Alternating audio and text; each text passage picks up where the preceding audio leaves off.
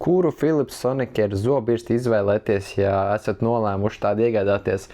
Īsā versija tāda, ka pieņemsim šī te lētākā birste vai šī te viena no dārgākajām birstēm, viņām tā jauda ir pilnīgi vienāda, kas ir 62,000 sariņu kustību minūtē. Tas, kas ir noteikti jāatcerās, ka šie te sērija numuri, kā 3100, 5500, 6100 un līdz pat 9000, tas neapzīmē jaudu, tas ir vienkārši modeļa numurs.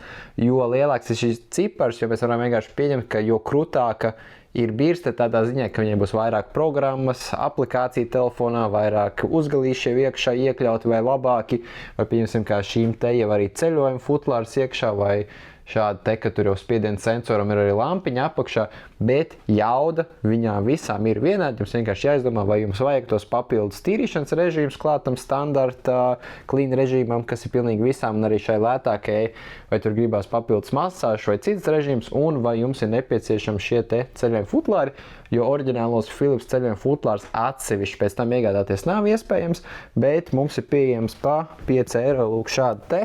Alternatīvi uzgaļa ir rozā krāsā un zilā krāsā, kur iekšā var ielikt vienu zobu birsti, kas attaisīšu vaļā.